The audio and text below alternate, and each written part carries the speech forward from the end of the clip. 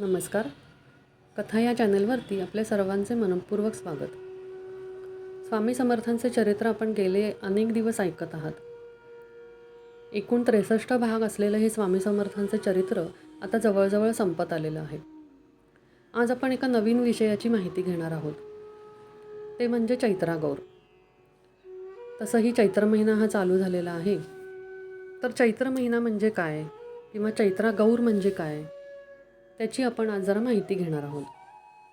चैत्र महिना म्हणला की आपल्याला आठवते ती वसंत ऋतूची चाहूल. सगळीकडे झाडांना मस्त पालवी फुटलेली असते, मोगऱ्याला पालवी फुटलेली असते, सर्व सृष्टी अशी नवचैतन्याने भरून राहिलेली असते. याचाच उत्सव म्हणजे चैत्रागौर. गृहिणीपणाचा उत्सव म्हणजे चैत्रागौर. चैत्र शुद्ध तृतीया म्हणजे गौरी तृतीया. या दिवसापासून वैशाख शुक्ल तृतीयेपर्यंत गौरीची पूजा करून महिनाभर हा उत्सव साजरा होतो. देवघरातली अन्नपूर्णा लख्ख करून तिची षोडोपचारे पूजा केली जाते आणि तिला महिनाभर झोपाळ्यावर ठेवून हा उत्सव साजरा होतो. अनेक शुभचिन्हांची रांगोळी चैत्रांगण काढली जाते. त्याच्यामध्ये गाय, वासरू, सूर्य, चंद्र, तारे किंवा सृष्टीतले जे नवचैतन्य आपल्याला ज्या देणाऱ्या गोष्टी आहेत त्या सर्वांची पूजा या चैत्रांगणामध्ये केली जाते. गौरी अन्नपूर्णा कशी झाली हा प्रश्न आपल्याला नेहमी पडतो. याची सुंदर कथा पुराणात येते. गौरी ही भौतिक समृद्धीची देवता. अन्न, धान्य, वात्सल्य, धनसंपत्ती, सौंदर्य, मांगल्य, कौटुंबिक सौख्य हे सारं काही तिचीच कृपा. शिव म्हणजे विशुद्ध ज्ञान, योग, वैराग्य, ब्रह्मज्ञान यांचे ते अधिष्ठान. शिवपार्वती एकदा कैलास पर्वतावर निवांत गप्पा मारत बसले होते. बोलण्याच्या ओघात शिव म्हणाले, ब्रह्म सत्यम जगत मिथ्या. फक्त ब्रह्म हे सत्य आहे, बाकी सगळं खोटं आहे. पार्वती म्हणाली, अहो हे सुंदर विश्व. शिव म्हणाले, साफ खोटं. हे सगळं आभासी आहे. विश्वातील सौंदर्य, मांगल्य, नातीगोती. शिव म्हणाले, तेही सर्व असत्यच. बरं मग आपण जे खातो ते अन्न तरी? तेही खोटं, असत्य, आभासीच. फक्त ब्रह्मतत्वच सत्य आहे. झालं. गौरी देवींना आता थोडा राग आला. त्या म्हणाल्या, बरं तुमचं ज्ञान वैराग्यच खरं, बाकी सगळं आभासी ना. या क्षणी मी अंतर्धान होते. गौरी पार्वती देवी गुप्त होताच जगातले मांगल्य लोपले, नात्यांचा गोडवा उडाला, घराचे घरपण हरपले, सात्विक सौंदर्य विरले आणि मुख्य म्हणजे जगातले सगळे अन्नधान्यसुद्धा अकस्मात संपले. शिवांना वाटले, हरकत नाही, या वाचून जगाचे काही बिघडत तर नाही. पण थोड्याच वेळात संपूर्ण जगातले देव, दानव, मानव, ऋषी, पशु, पक्षी सारे प्राणी मात्र भुकेले होऊन शिवांपाशी आले. महादेव म्हणाले, थांबा, तुम्हाला जरा ज्ञान देतो.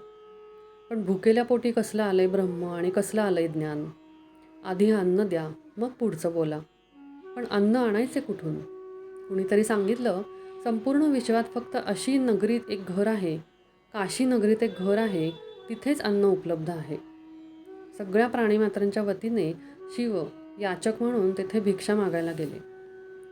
ओम भवती भिक्षाम देही. आतून एका गृहिणीचा नाजूक आवाज आला, महादेवा भिक्षेत काय देऊ, ज्ञान की वैराग्य? महादेवांनी पाहिलं, आज सुवर्ण सिंहासनी साक्षात पार्वती बसली आहे. मांगल्य लेवून, पावित्र्य पांघरून, समृद्धीचे अलंकार घालून आणि तिच्या हातात आहे अन्नाचे अक्षय पात्र. वात्सल्याच्या पळीने ती प्रत्येक जीवाला अन्न देऊन तृप्त करते आहे. प्रपंचाशिवाय परमार्थ, प्रवृत्ती वाचून निवृत्ती, शक्तीविना शिव हे सर्व अपूर्णच आहेत. हा साक्षात्कार शिवांना झाला. शिव म्हणाले, ज्ञान वैराग्य प्राप्त होण्यासाठी आधी शरीरात शक्ती आणि मनात शांती हवी. त्यासाठी सकस अन्न हवे.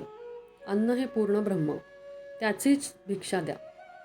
ज्ञान वैराग्य सिद्धार्थ भिक्षाम देहीच्या पार्वती.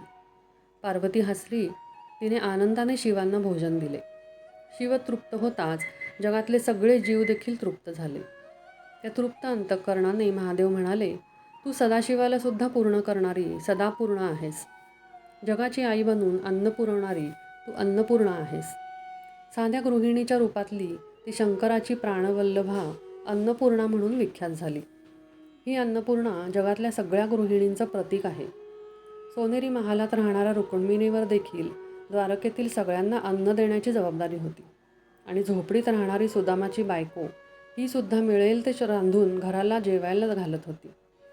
परिस्थितीत फरक असेल, पण कुटुंबाला तृप्त करण्याची वृत्ती सारखीच आहे. कदाचित ही आठवण राहावी म्हणून नववधूला लग्नात माहेरून अन्नपूर्णा देतात. तिची रोज पूजा करत गृहिणीने सकस अन्न शिजवावं, नाती जपावीत, घराला घरपण द्यावं. हे सगळं करत असताना गृहिणी कुठे काय करते असा प्रश्न कोणी विचारला तर गृहिणीच्या रूपात अवतीर्ण होऊन जगाचे पोषण करणाऱ्या अन्नपूर्णेची कथा आठवावी. या गृहिणीपणाचा उत्सव म्हणजेच चैत्रागौर. रोजची देवघरातली अन्नपूर्णा मखरात हिंदोळ्यात बसवली जाते किंवा काही ठिकाणी पंचगौरचे छोटे झोपाळे पुजले जातात. त्यात मध्यभागी ही गौरी आणि सभोवताली तिचा परिवार शिव, गणेश, नंदी आणि सृष्टीमध्ये येणारी फुलं, पानं, गजरे हे सर्व वाहून गृहिणी हीच घराचा केंद्रबिंदू आहे हे यातून बिंबवलं जातं. स्वयं पज्वाननः पुत्रो गजानन षडाननौ दिगंबरः कथं जीवेदन्नपूर्णा न चेद्गृहे. 5 मुख असणारे शंकर, गजमुख गणेश आणि 6 मुखे असणारे कार्तिकेय अशी खाणारी 12 तोंडे घरी असताना भिक्षाटन करणाऱ्या दिगंबर शिवांचा संसार सुरळीत चालला आहे तो त्यांच्या घरी गृहिणी अन्नपूर्णा आहे म्हणूनच. शिवांपासून ते जगभरातल्या सगळ्यांचे संसार ज्यांच्यामुळे सुरळीत चालले आहेत अशा गृहिणींच्या रूपात असणाऱ्या अन्नपूर्णेला माझे नमन. अन्नपूर्णे सदापूर्णे शंकर प्राणवल्लभे ज्ञान वैराग्य सिद्ध्यार्थम भिक्षाम देही च पार्वती. धन्यवाद.